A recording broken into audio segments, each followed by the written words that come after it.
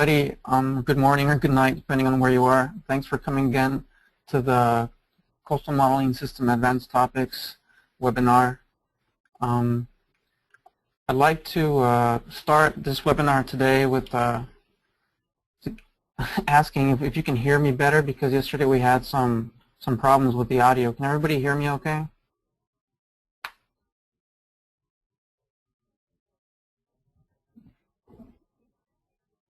Okay, it seems like there was a problem with the audio driver that I was using yesterday. Luckily, Mitch Brown was able to figure it out for me. Okay, so we're going to go ahead and get started now. Okay, so yesterday, just to overview what we covered, we talked a little bit about the SMS, reviewed the documentation. I gave some tips on preparing bathymetry and scatter sets. Also some tips on how to run the model from the command prompt and so on.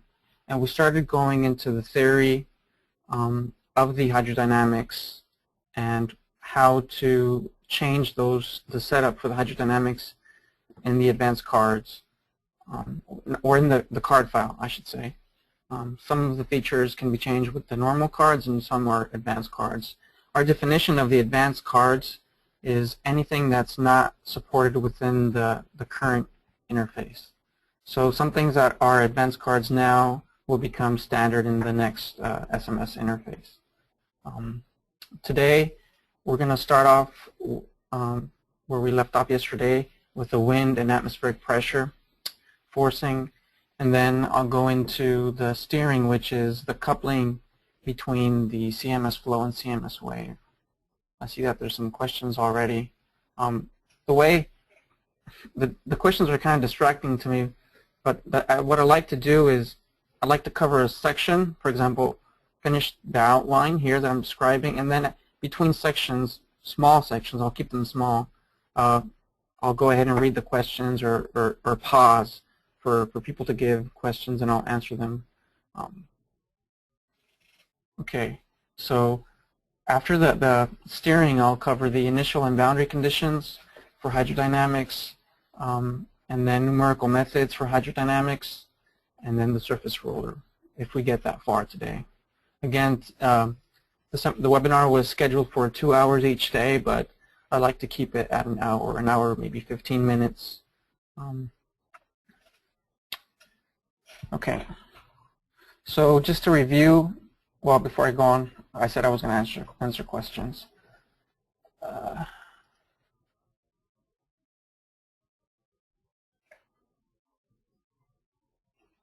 Okay, so there's no questions. Everybody's just saying that the audio is much better. That's good. All right.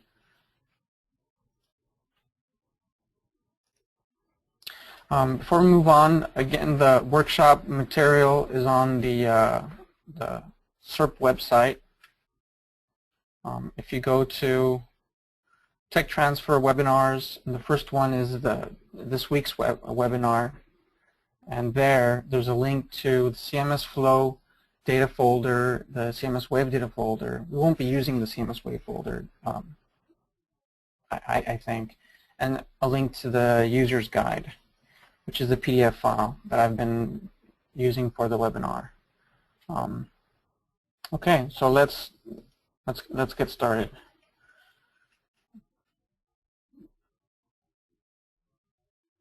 Okay. Before I start covering today's topics, is there any questions on yesterday's topics?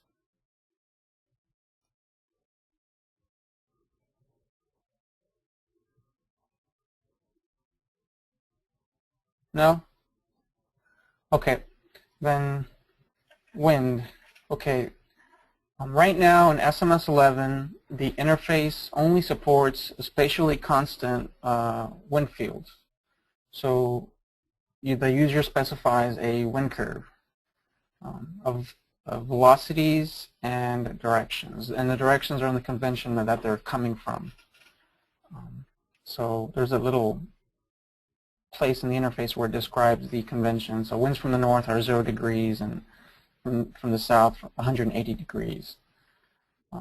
If if you want to use spatially variable winds, then you have to use the advanced cards right now. In SMS 11.1, which will probably be released, full released in spring of next year, the interface is going to support spatially variable winds, and also an option where you can specify various meteorological stations, and so various point curves, and the model will use a nearest neighbor interpolation to produce a spatially variable wind field. That's going to be available in the next version of SMS 11.1. Right now, you can do these things through the advanced cards. Okay, when you run spatially variable winds, you're going to see a file in your project folder that's called Interpolation. It has this name here, so everybody can see that my highlighter. Can everybody see this? And that saves the interpolation coefficients between the flow and the wave grids. So don't delete it. I mean, if you have it there, it'll speed up the model when it's running. When you start up the model. Another important thing is a ramp period. The ramp period is applied to the hydrodynamic forcing, including wind and waves. So what it does is it directly multiplies by the wind surface stress to reduce the wind during that ramp period, and it uses a cosine function. And the ramp function is described in the user manual. If you go to page, in the section that's called Coupling of CMS Flow and CMS Wave.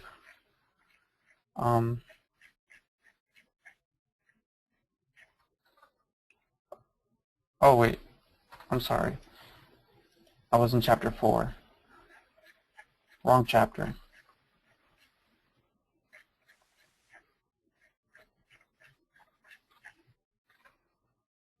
Oh, here it is.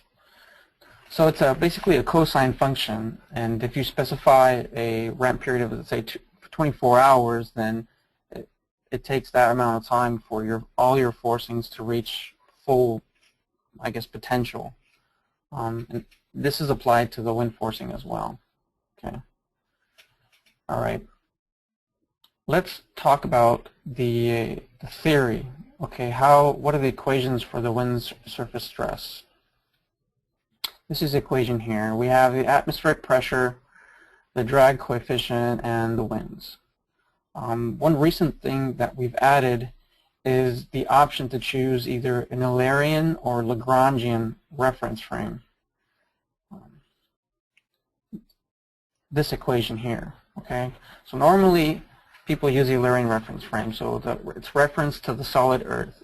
You get data from satellites or from a weather station, and you just apply that wind velocity to the ocean, assuming that the ocean is not moving because it's relative to the solid Earth, but actually the water is moving.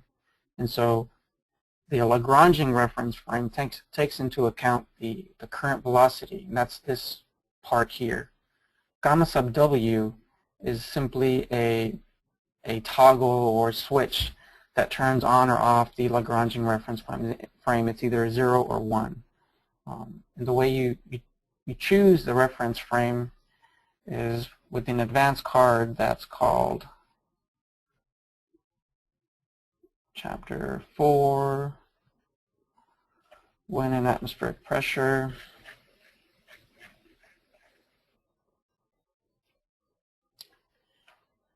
Drag coefficient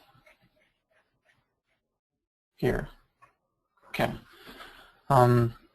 So it's a very simple card, wind reference frame, and it's either Eulerian or Lagrangian. The default is Eulerian. And this is one of those cases where we chose the default to be the one consistent with previous versions of the CMS. Even though Lagrangian reference frame is technically more accurate, it's more realistic.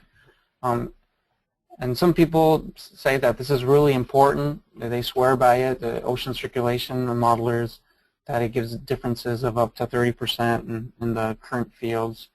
And for coastal modeling, in some places it can be important because, like I described here in the user's manual, if you have typical wind speeds in the coastal areas are 5 to 10 meters per second. If you have a 1 meter current velocity, then let's say if you have a 5 meter wind speed, plus minus 1 is 4 and 6. So you end up with differences. Well, the reason why I'm squaring the number is because the shear stress is proportional to the velocity squared, right? So when you calculate shear stress, the resulting shear stresses are going to be different by a factor of 30–40%, right? Because 4 squared and 6 squared, you get 16. And so this is very important. I'm distracted with this button over here. Okay, so that's how you change the wind reference frame. And I would recommend always using the Lagrangian, changing it because it's more realistic. Going back to the theory, okay, we use a drag coefficient from XE, if that's how you pronounce it. I'm not really sure. But we've made a correction to it according to the data of Powell, where they saw in the field that the drag coefficient actually reduces for very high wind speeds, hurricane wind speeds, more than 30 meters per second. And there's lots of theories why this happens, but I think the most accepted one is that once the wind speeds are so strong, you get a lot of foam forming on the surface in the ocean, and this forms a kind of a slip surface and reduces the drag. Besides the fact that when waves are, waves can't keep growing forever. There gets to a point where the waves just break, and that you don't produce more drag on the surface by producing larger waves. There's a limit to that.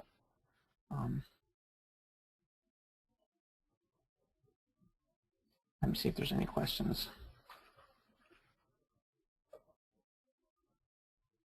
So Taylor Asher's asking, with what I'm calling Lagrangian winds, we're still inputting Eulerian winds. It's just that the model determines the effective wind stress to the water surface using the difference between the water and the wind speeds.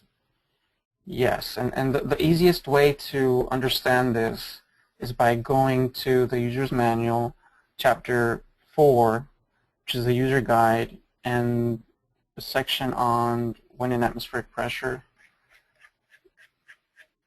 The section that describes the wind reference frame has a little schematic. And so in the Eulerian frame, basically that you assume that current velocity is 0. And when you have a Lagrangian reference frame, you have a current velocity, and you use the difference between the two to calculate the relative velocity between the wind and the current. That's how it works. I hope that answers your question.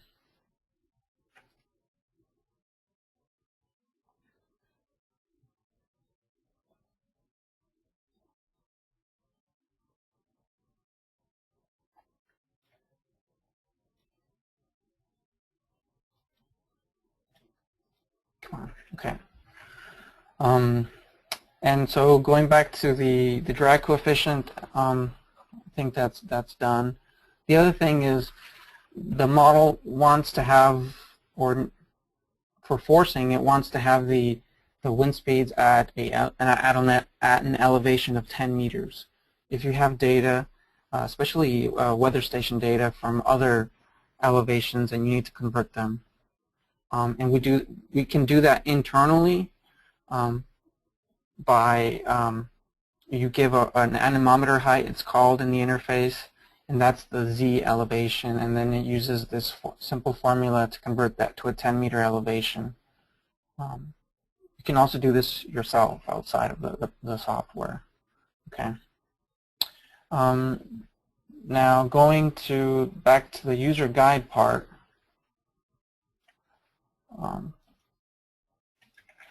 If you wanted to use spatially variable winds, there's basically two formats in SMS. One is an equivalent to the answer 4.22 with the NWS parameter equal to 6. And that's kind of a mouthful, but it's a single MET file that has both the U component, the V component, and the atmospheric pressure. It's a very simple format. It's an ASCII file, and it's just 3 columns, U, V, and P.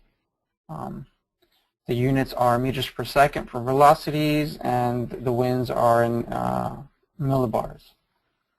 Let me see if there's any questions here. Nope. Okay. And then in the user guide, we give an example of how you input that format. So you just give it the win.dat file, which is the same kind of file that you would use to force an ATSRC grid.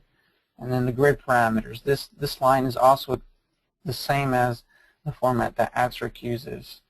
And the increment, which is at what time interval do you input the wind fields, and that's in seconds.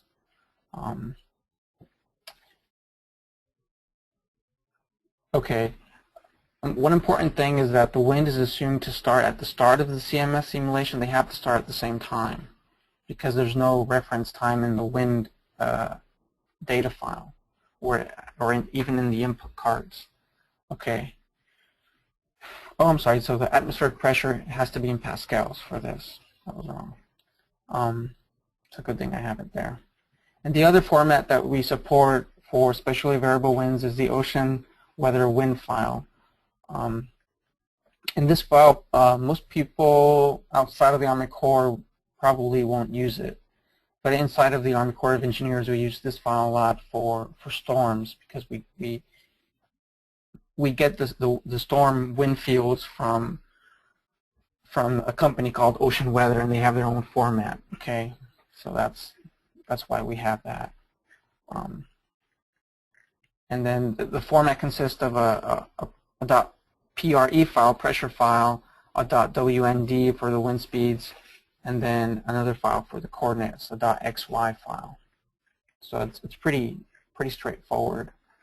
The other option we have is a scaling factor for the wind drag coefficient. If you want to use this for calibration, I don't know how good of an idea it is, but anyway, we offer the option. In older versions of CMS, it was called wind drag coefficient, but that's really a bad name because the drag coefficient is calculated internally. This is just a scaling, the kappa inside the formula. So anyway, we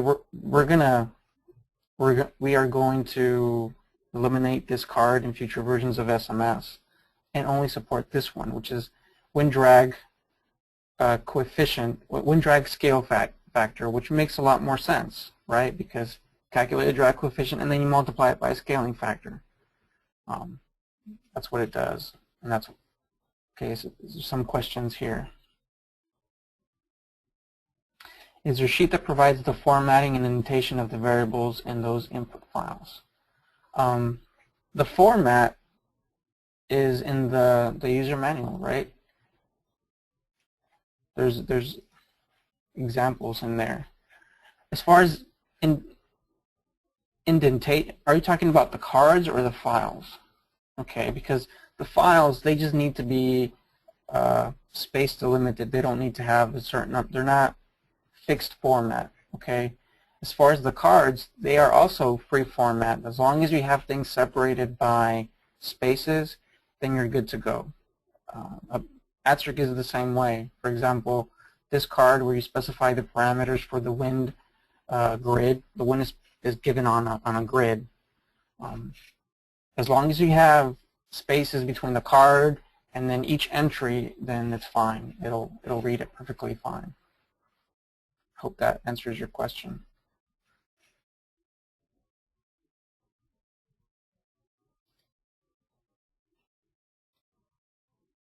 Okay.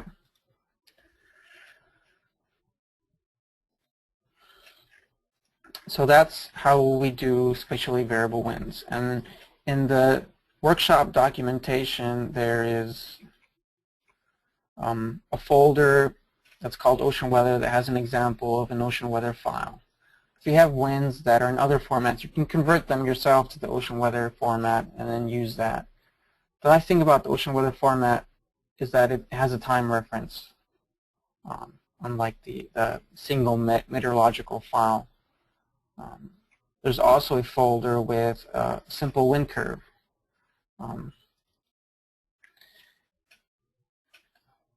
You can see here where the wind information is specified. The input curve is given to this is written to the model parameters file, and it's located in this path. And the anemometer height is here. Okay. And then here I changed the wind reference frame to Lagrangian. Okay. When you run the model, you'll see that it'll tell you which reference frame it used. See here, wind forcing on the length of the data was just 2 points. It was an idealized case. Wind drag coefficient, scaling factor, and the reference frame here. That's all your wind stuff.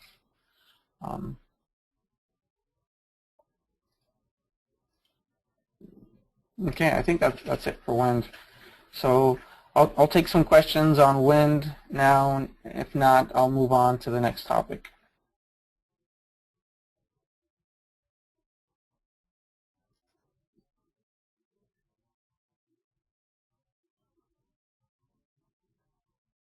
No questions? Okay.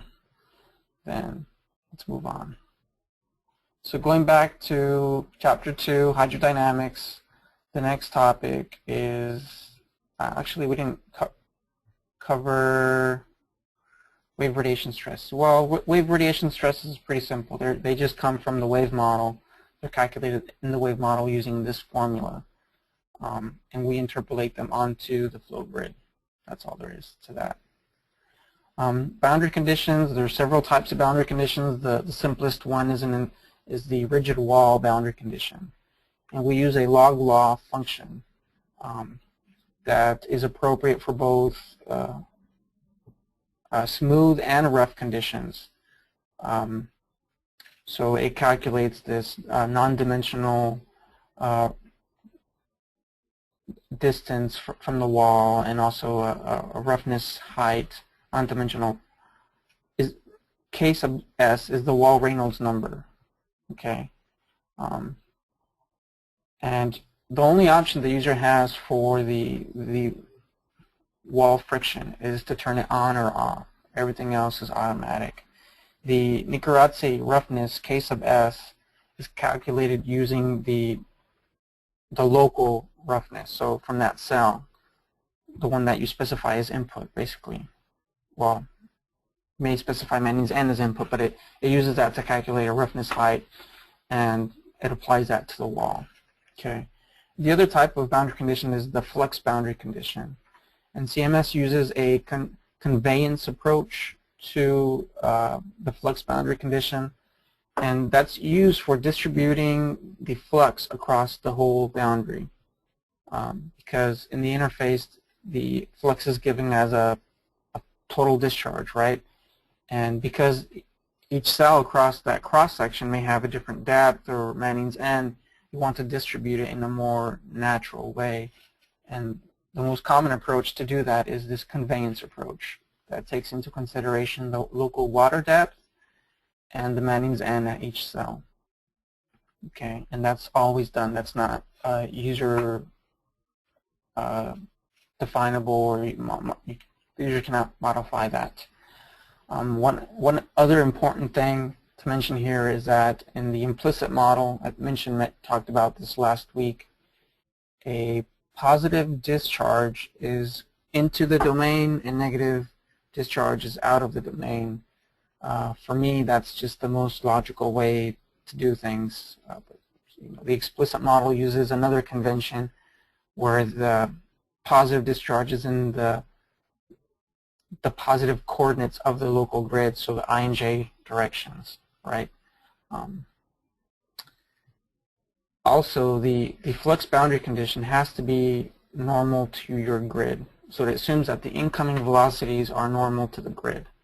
And this is important for how you orient your grid. And there's more on this in the user guide part. Let me go there now. Hydrodynamics. Okay. So the user guide covers how to set up the cell strings for flux and water surface elevation boundary conditions. I thought there was something on the flux boundary condition. Apparently it was removed from this part of in this version of the manual, but I'll add that. It's something. At one point we had a little figure that had an example of a good flux boundary condition with the grid oriented the proper way, and another one with a bad flux boundary condition with the grid oriented the wrong way. But I'll demonstrate that here, okay? For example, if this was a river and you wanted, there's some questions. Let me look at those first before I move on. Seems like there's no questions.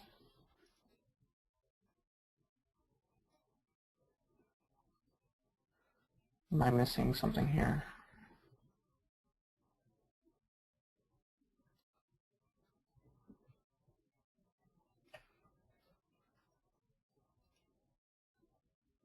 Just give me a second, please.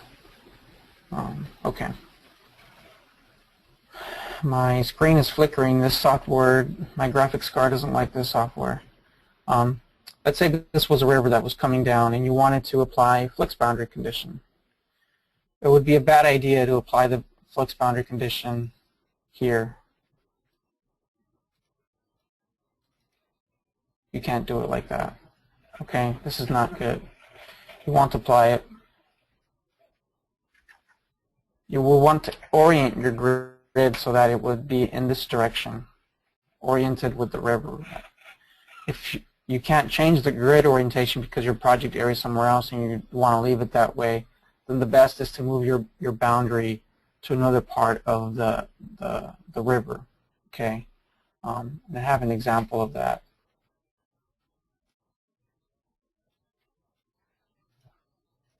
I have another grid that has an example of that. Just give me a second so I can load it up.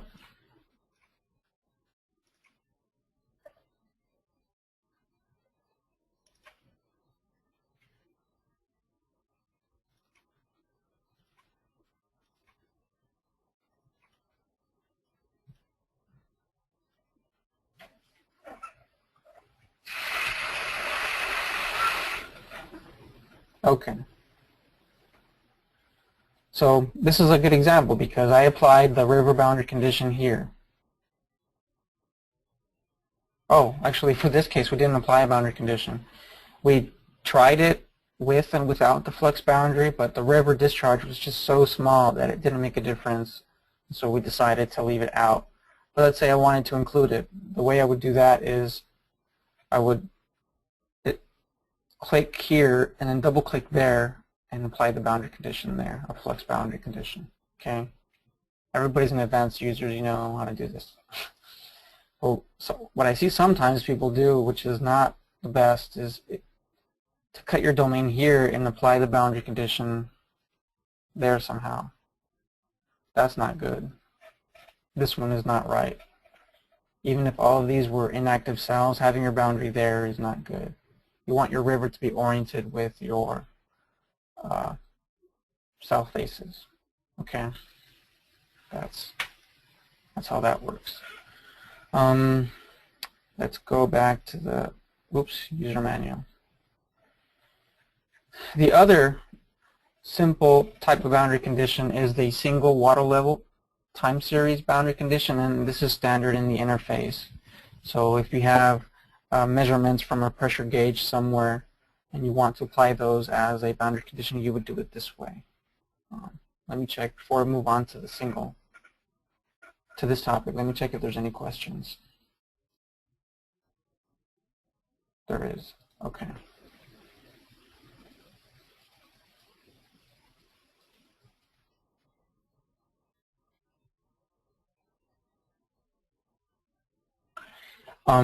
You can only put the flux boundary condition at the land-water interface. So in this grid, well, I closed that.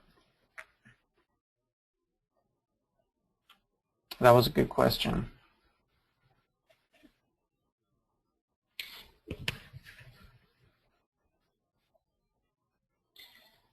If you decided that you wanted to put your flux boundary condition here, maybe this is a good spot, the river is oriented with your grid, then you would have to move your frame to that spot and regenerate the grid. My screen looks terrible. You would put it here. I don't know if people can see my mouse. Spot highlight. Here. You would have to drag your frame to this spot and regenerate your grid to put your river flux boundary there. Now, one of the other questions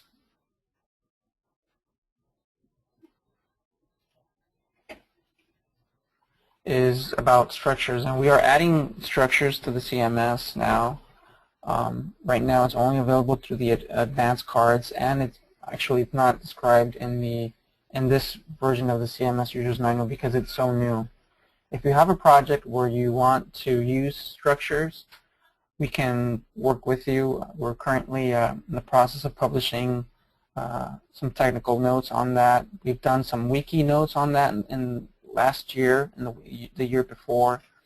We just haven't released it to the public yet. But if you have a project where you would like to implement structures such as culverts, permeable ripple mound structures, submerged weirs, we can work with you on that and show you how it's done and get it working for you. My screen looks terrible. I can't see the buttons or the control panel. I think it's SMS. Yeah, that's funny. If I remove SMS, then I can see everything fine. But going back, it looks like all the questions were answered, so I'm just going to move on. For water surface elevation time series, I see a lot of users making mistakes here in applying water surface elevation time series that are noisy or have bad spacing between them, like 2-3 hours for tides, or too small of an interval, like every 3-4 minutes when they're using a 15-minute time step. It's really not necessary. You can do it, but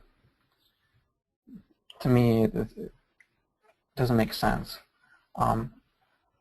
So I'll go ahead and show everybody a tool that we've developed here for pre-processing time series, and you can use this tool for both for any kind of variable. It can be water surface elevations, it could be wind speeds, it could be flux time series, or even you could use it for other stuff like concentrations and things like that.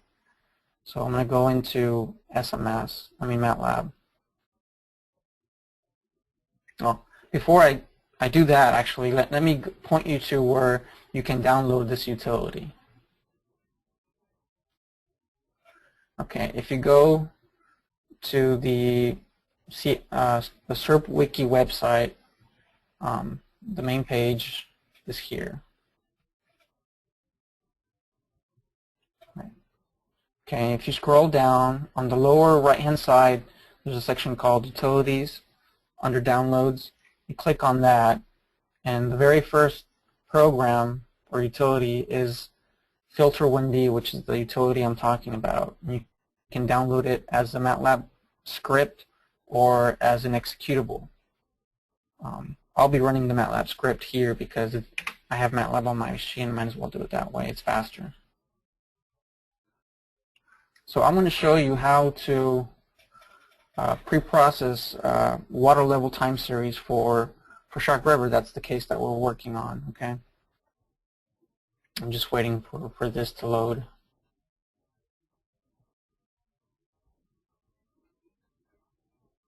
Come on. I think I have too many things open on my computer. Okay. So this is what it looks like when you bring it up, and it it loads an idealized time series, which is just the sum of a bunch of sine functions with different amplitudes and frequencies, and it adds a white noise to it. So actually three peaks.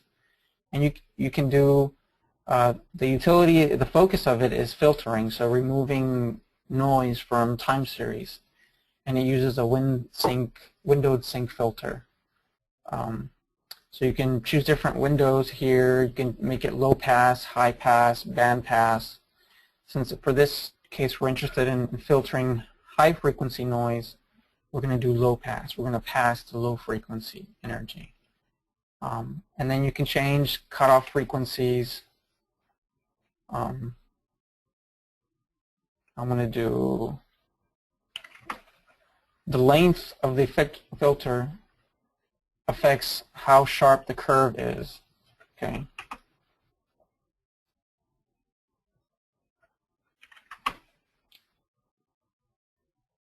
See?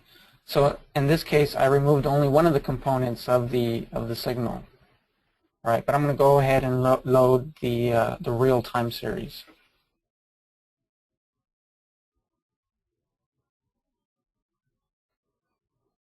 It seems like some people are having trouble hearing me. Linda Charles is having trouble hearing me. Is everybody else hearing me okay? I don't know what happened. Okay.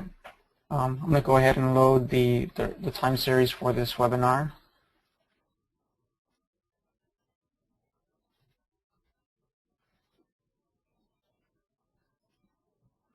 The software supports several types of input files.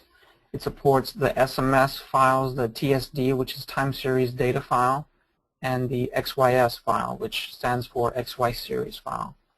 And it also supports other ASCII files like the co-opt ASCII format and a generic ASCII file format where you just separate the data by a delimiter or spaces and columns, and the software, you can tell it which column you want to load in and so forth. It has like a little wizard to import the data.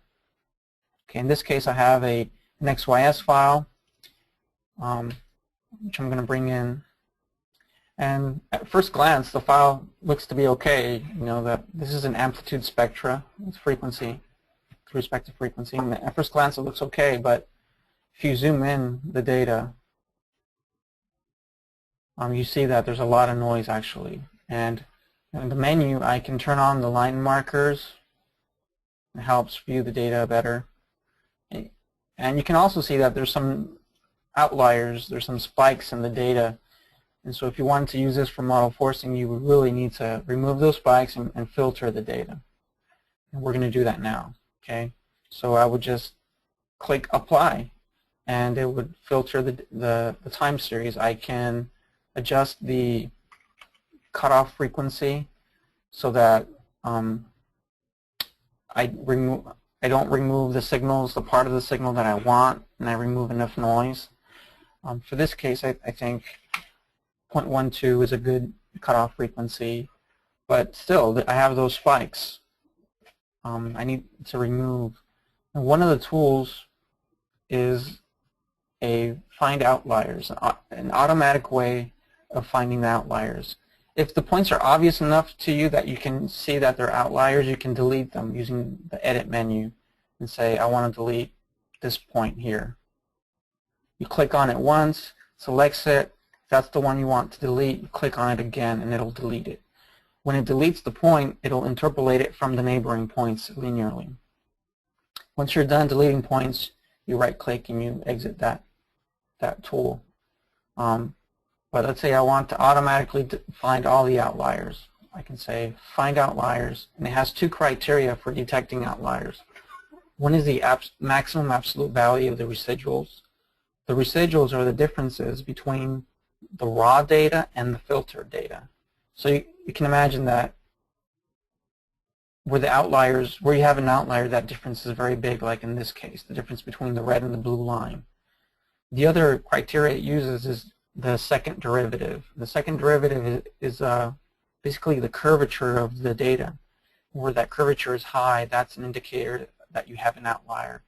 and it'll give you some numbers, some suggested numbers based on the data itself. It calculates statistics on these parameters and then tries to choose a number that's a representative for that. That's good for that data. So I'll just use the defaults, and then it'll highlight the outliers for me, and I can pan the data and select the outliers and delete them. Once I've deleted an outlier, I can reapply the filter, and you can see that now it looks much better there. You can browse the whole time series. There's another outlier there, so I'm going to delete that again. Apply again. This is very, very useful. I've tried making automated scripts for pre-processing data, but really there's nothing like looking at the data. Visually inspecting the data, there's no substitute for that. Making an automated script that will pre-process any kind of time series is just too difficult. You don't want to do that. You don't want to trust a black box. Once you're happy with the data the way it looks, before I do that, another cool tool that's in here that's really useful is you may have the data in feet or at a certain datum and you want to change it. Well, instead of going to Excel and doing those simple changes, you can use the calculator. And it gives you a little space where you can type basically anything you would type in MATLAB at the command prompt. You can say, I want to multiply z by a factor of 1.2, plus add random noise to it, or a sine function. You can multiply it by a ramp, or you can crop the data. You can say, I only want to keep the data that's after 150 hours, something like that.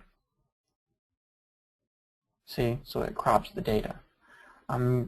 It's very, very useful. You can do datum conversions, unit conversions, lots of things like that.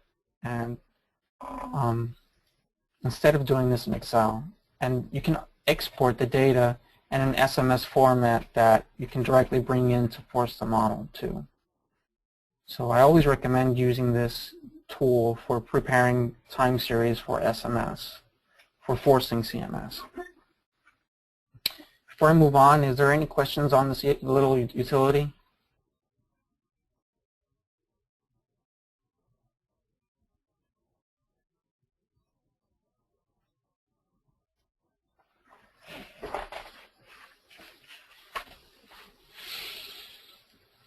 No? Okay, then we're gonna move on.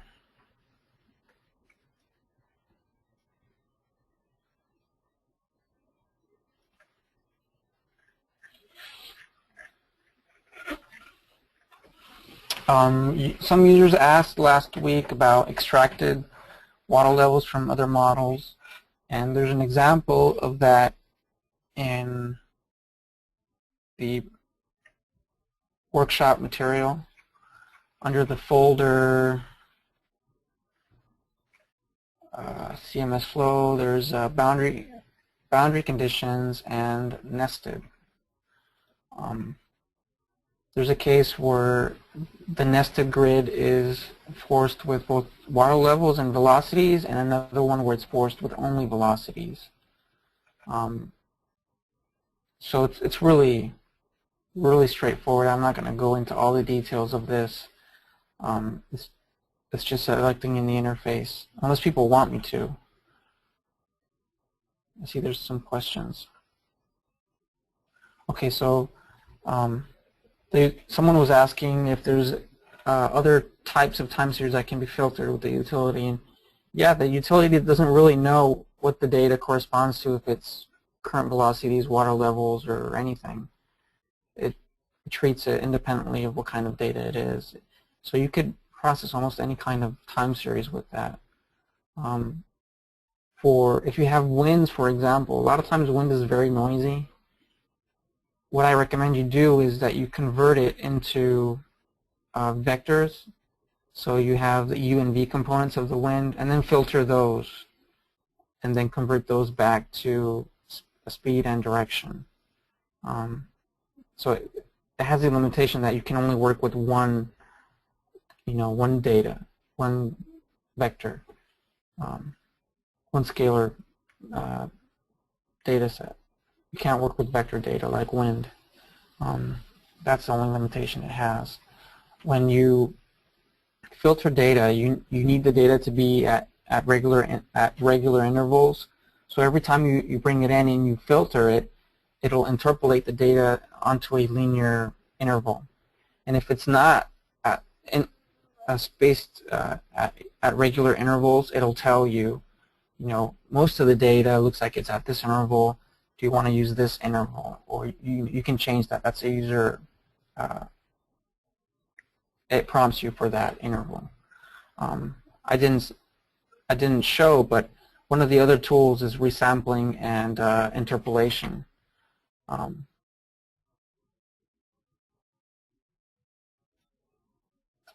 So here, once you apply the filter, you can resample and interpolate. It says the original time series was every 15 minutes. Now, if you want to filter it, what interval do you want to use? I can say every 5 minutes. For tides, I recommend using intervals of about 15 minutes or 30 minutes at the max. I've seen people use intervals of 1 to 2 hours. That's really too big. The peaks, the high water levels end up looking like triangles, and you really want to avoid that. You want the time series to be smooth everywhere. Looks like we have some more questions.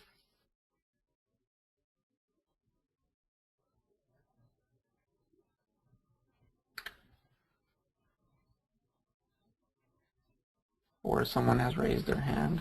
No.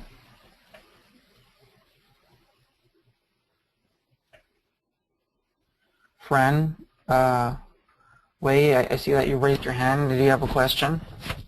I can unmute you so you can talk.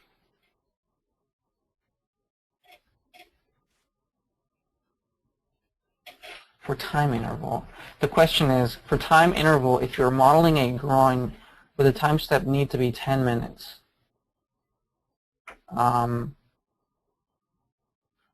interval that I'm talking about is the boundary condition time series interval, not the time step interval. So the interval that I was talking about is for the data that's going into the model to force it. In this case, it was water levels. Yeah. Your time step is a separate issue. What's an appropriate time step for different applications is a separate issue. For a groin, I think 10 minutes would be okay, at least as a starting point. I always recommend when you're doing a project to at least do some sensitivity on time steps and basic model parameters. It doesn't take very much, and later this week I'm going to cover how to do scripting. And so once you know how to do that, you'll be able to set up 20, 30 simulations very quickly and be able to plot the results and compare them. And you don't have to run a whole year. That's another, I don't know if this is the right place to talk about it, but you don't need to run a year simulation the first time you make a grid. Please don't do that. The first grid you make it coarse, make it small, make it run fast, use simplified boundary conditions. Don't include everything. Don't run sediment transport. Don't put your spatially variable winds. Just see if it works. Start simple and then make it more complex. It helps to identify problems. If you make this 200,000 cell grid and put all kinds of model forcing, turn on sediment transport, and it crashes after a year and a half, what are you going to do? It makes sense to start simple. And the same thing goes for boundary conditions and everything else.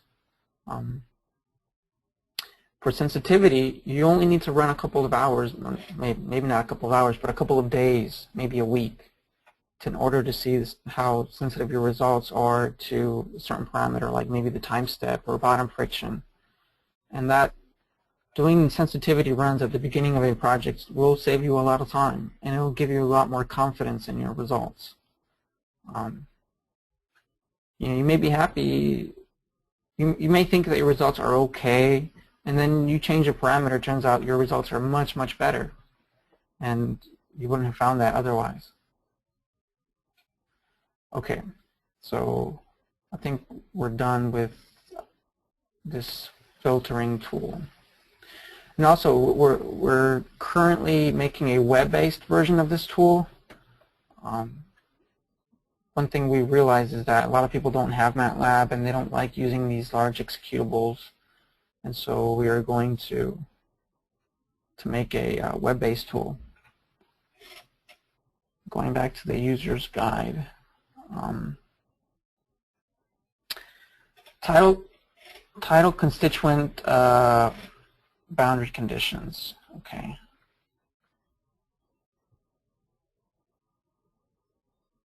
Can you please give me a second? My screen is not looking good. I'm having trouble with this software. The screen capture doesn't like SMS.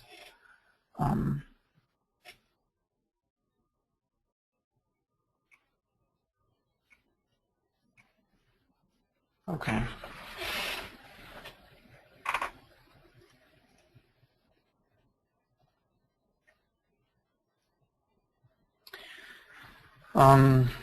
So I just showed how you would preprocess the time series for the water surface elevations, and to load that you would just click import and select the filtered one, and you could bring it in. Very simple. If you wanted to apply a title constituent forcing, you notice that it doesn't give any options here. That's because the options are in the model control window under title. And in the next version of SMS, we're moving this information to the boundary CMS flow boundary condition window. In this version of SMS, you only see 8 constituents. Is that 8? 8 or 9? But actually, the model supports how many? It's in the user manual. 37 constituents, and they're listed in here. The ones that are labeled with an asterisk are versions that are only supported in versions 4 and greater. But this is for CMS, not the interface. The interface only supports those 8 or 9 that are in the interface. Let me go ahead and take those questions.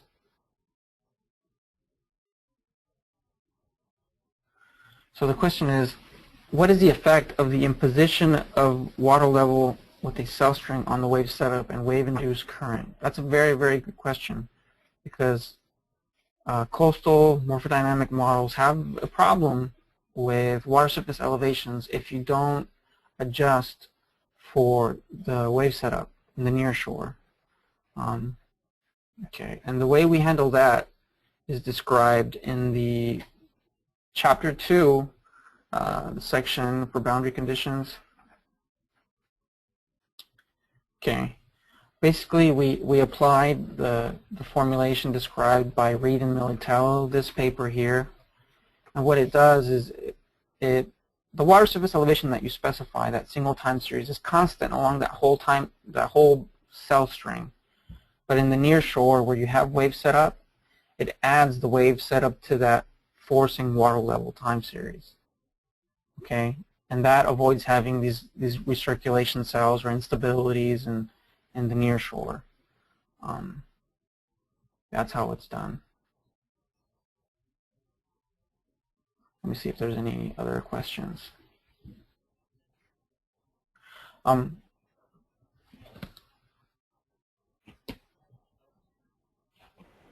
Yes.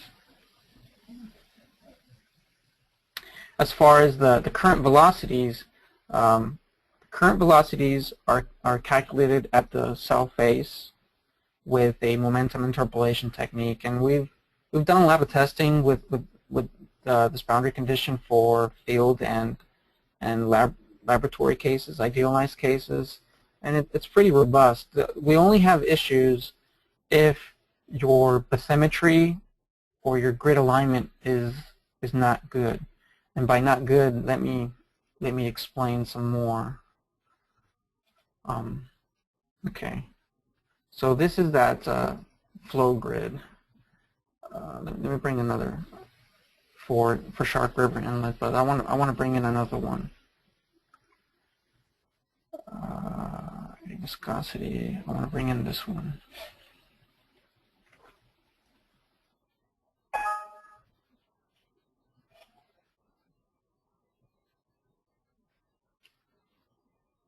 It's loading. That is weird. I don't see the grid.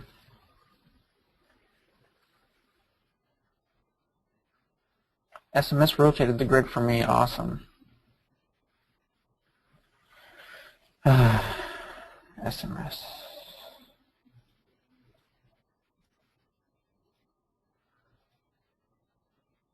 Okay, so I'm going to load this other one. All right. So I've just selected the cell string, and it goes all the way around, and your boundary condition has to reach land. Okay, it has to reach land. You can't end your cell string like here. Let me point to that. You can't end your cell string here. It has to end all the way up to land, because if you flood cells that don't have an assigned cell string there, it treats those cells as closed, and that'll cause problems and when you run the model. Okay. The other thing I mentioned about the grid orientation. Okay. The boundary condition, the lateral boundary condition, assumes that the gradients in the longshore direction are small or negligible. Okay.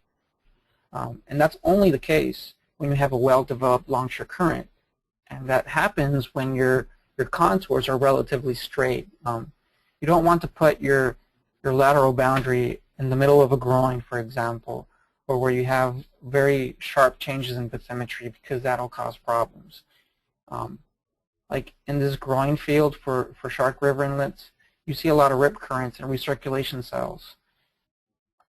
Those are not good places to specify your lateral boundary. You want to make it pretty uniform in the longshore direction.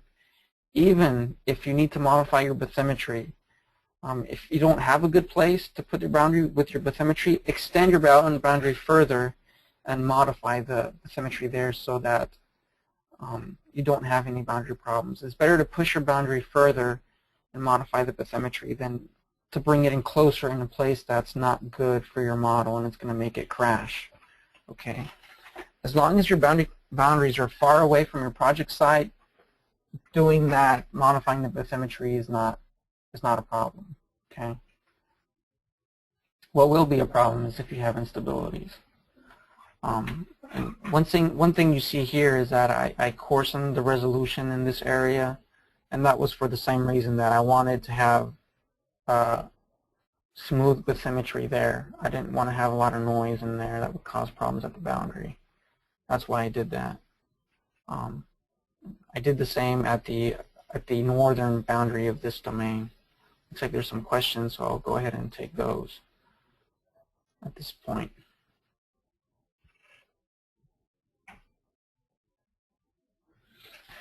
The question is by Mark Leeden. It says, should relative sea level rise be a factor, or is it generally non-significant in this type of modeling?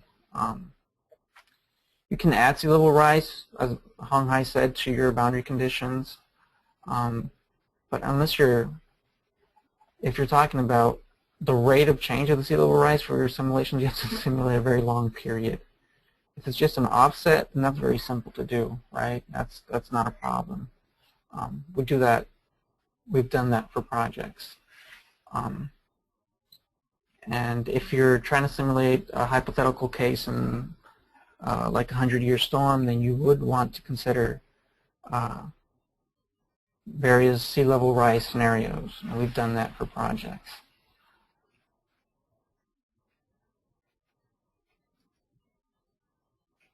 Okay, going back to boundary conditions.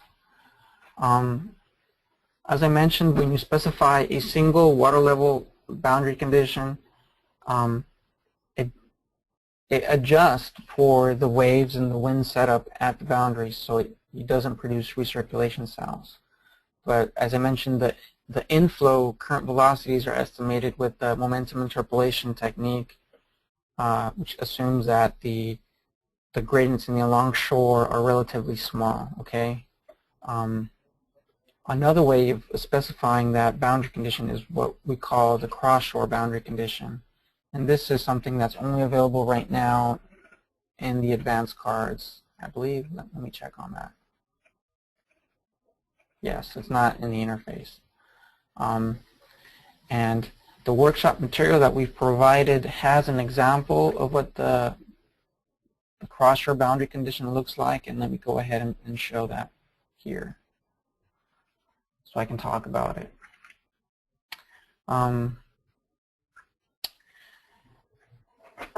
For most cases, I would recommend starting with just the simple single water level boundary condition. If you have any problems with that, with recirculation cells and such, then you can try the cross-shore boundary condition. And this one, the theory behind it, I'll go ahead and describe the theory.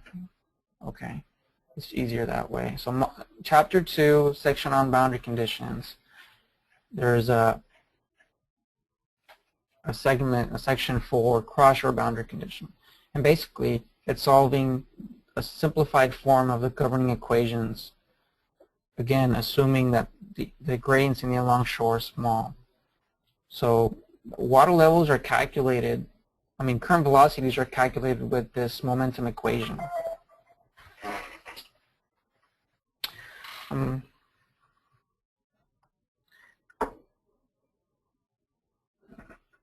Okay, one of my organizers is saying that the cross-shore boundary condition is in the interface. It just isn't in the version that I have on my PC. I guess I have an older version of the SMS 11.0. Is that right, Mitch? Can you tell me what version of SMS 11 does have the cross-shore boundary condition for everybody to know? Whether it's there or not, it really doesn't matter to me because it's something that is easily done with the advanced cards.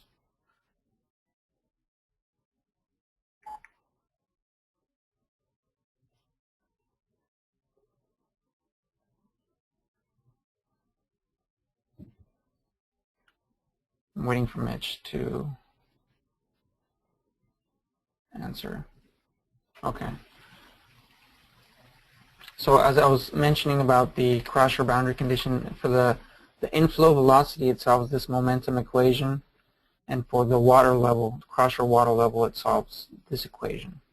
So you have a surface stress, a wave stress, and a bottom friction term in both.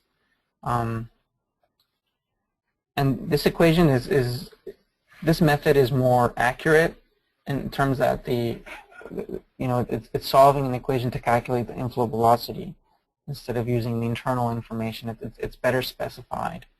It's more well defined. The only issue with this, again, is the grid orientation. If you orient your grid, for example, in this case, if we oriented the grid so that the frame was going like this, then that wouldn't be good. Let me draw it. You don't want your grid to be like this, okay? You want your grid to be normal to shore, okay? Is that clear for everybody? How it calculates the variables?